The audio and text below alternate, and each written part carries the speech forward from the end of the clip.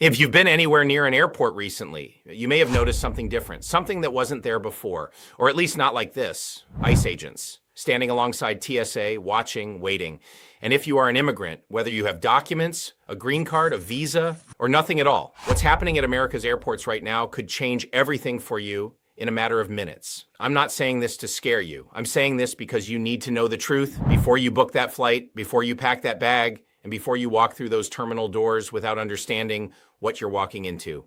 I've been practicing immigration law for years, and I can tell you without hesitation, the situation at airports across the United States has shifted in a way that is unlike anything we've seen before. ICE isn't just present at the border anymore. They are inside airports.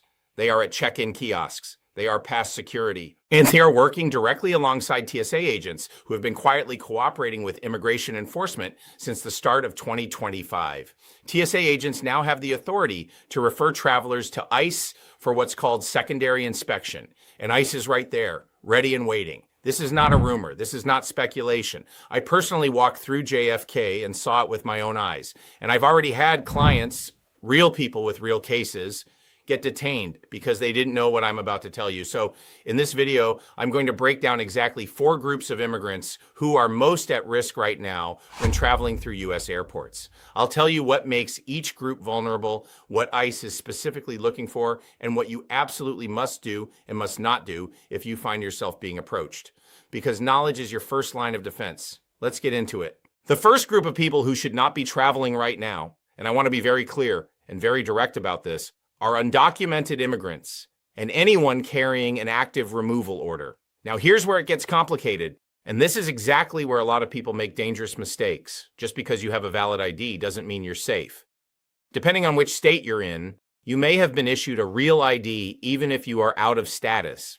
And for a long time, people have been traveling domestically within the United States using those IDs without major issues. But that time is over. The rules of the game have changed dramatically. Here's the scenario that's playing out right now. You show up at the airport. Maybe you have a motion to reopen filed. Maybe you have a case pending. Maybe you think that because your paperwork is in process, you're protected. You walk up to the check-in kiosk and something flags in the system. An agent comes over, she goes to the back. She comes back with an ICE officer. And just like that, your trip is over. And so is your freedom, at least for the moment. I watched this happen to one of my own clients.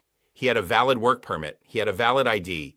He had documentation filed, but he was in removal proceedings and he didn't consult with our office before he went to the airport. He thought he was fine. He wasn't. ICE detained him right there at the terminal, and there was nothing we could do in that moment because he was already in their hands. If you have a removal order, even if it's old, even if you think it's being handled, even if you have documentation in process, you should not be going to the airport right now. Period. Full stop. The risk is simply too high, and the consequences are life-altering. The second group of people at serious risk are those who are currently in removal proceedings, meaning ICE hasn't gotten a final order against you yet, but the case is open and active. This also includes visa overstays, people who came in legally but stayed beyond their authorized period. Here's the thing about this group. A lot of people in removal proceedings feel a false sense of security because they haven't been ordered removed yet. They think, I still have a pending petition. I still have hearings scheduled. I must be okay. But that thinking can get you detained. ICE agents at these airports are operating with targets. They have numbers to hit.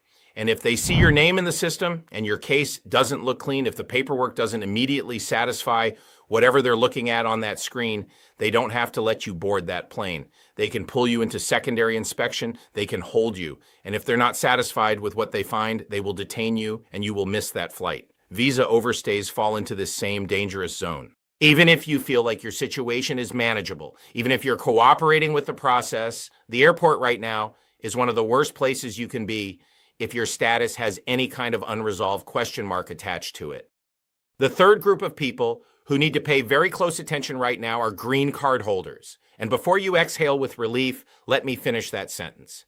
If you are a permanent resident with a clean record, no criminal history, no immigration violations, no removal orders, yes, you are generally free to travel. ICE can approach you, but you show them your green card and you're on your way. That's how it should work for straightforward cases.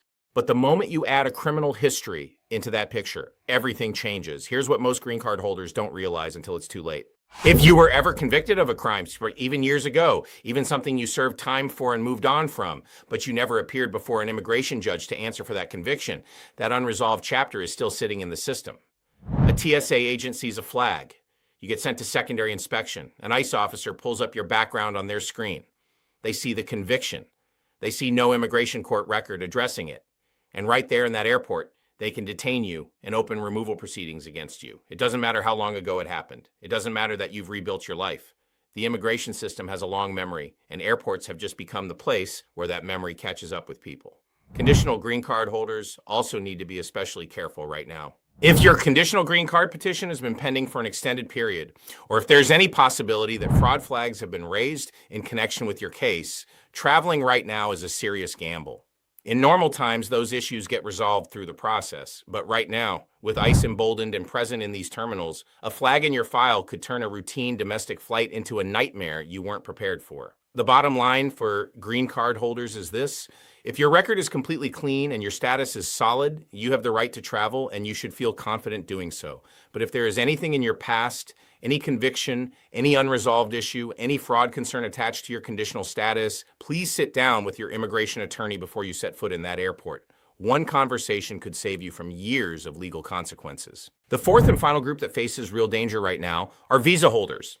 But not all visa holders equally. If you're on an H-1B, an H-2B, a J-1, a student visa, and your status is clean, your documents are current, and you're living fully within the terms of your visa, you have a much lower risk profile. But if you are a visiting visa holder who is approaching the end of your 6-month authorized stay, or if you've had any kind of incident or violation while you've been in the United States, traveling domestically right now puts you directly in ICE's crosshairs. And if you're flying into the United States from abroad on a non-immigrant visa, you need to understand that the level of scrutiny you will face at the port of entry has increased significantly. Here's something that a lot of people are not taking seriously enough. Customs and Border Protection agents and ICE officers are now cross-checking what you said in your visa application against what you said in your visa interview.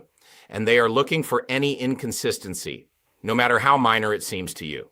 If something doesn't line up, that's all they need to deny your entry, send you to ICE, and put you on the next flight back to your home country. Beyond that, there's a newer dimension to this that's catching people completely off guard: your social media. If you have posted anything online that could be interpreted as anti-American, anything that touches on political conflict, war, or views that don't align with current U.S. policy, those posts are being reviewed. And yes, they can be grounds for secondary inspection and denial of entry. This is the reality of what's happening right now, and ignoring it will not protect you. Now that you understand who is most at risk, let's talk about what you actually need to do if you have no choice but to travel, or if you're already at the airport and ICE approaches you. The first and most important thing you can do before you ever leave the house is preparation. If you're a green card holder, carry your actual physical green card, not just a photo on your phone, the real card. If you're on a conditional green card and you have an extension, carry both documents together. If you're on a work visa, carry supporting documentation that proves you are actively working within the terms of that visa. Your employment contract, a letter from your employer, anything tangible that validates your status. And perhaps most critically, before you travel, check in with your immigration attorney to confirm the current status of your case. You need to know exactly where things stand before you walk into that airport, because surprises in a terminal don't go well. If ICE approaches you at the airport, stay calm. The first thing you can do after showing your ID is ask directly, "Do I have the right to leave?" ICE agents are required to have reasonable suspicion in order to detain you beyond that initial interaction. Simply asking that question puts the legal burden back on them and makes clear that you know your rights. You also have the right to remain silent. Beyond identifying yourself, you are not obligated to answer extended questions. And if you feel that your immigration status puts you at risk by continuing the conversation, invoking your right to silence is not only legal, it is smart. And if you are taken into secondary inspection or placed under detention, do not sign anything. Not one document, not one form, not under pressure, not under the promise that it will make things easier or faster. Nothing gets signed without your attorney present or without your attorney's direct guidance. Signing documents without legal counsel in an immigration enforcement situation can waive rights that you cannot get back. The airports with the heaviest ICE presence right now include Atlanta, Hartsfield, Jackson, Chicago, Cleveland, Houston, New York, New Orleans, Phoenix, Philadelphia, Fort Myers, Pittsburgh, and even San Juan in Puerto Rico. If you are traveling through any of these airports and your immigration status has any vulnerability at all, you need to take everything I've said in this video with complete seriousness. This is not the time for assumptions. This is not the time to think your situation is the exception.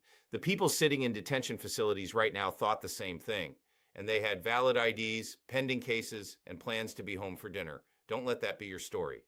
Know your rights, know your status, carry your documents, and talk to your attorney before you travel. That's how you protect yourself in the environment we're living in right now, or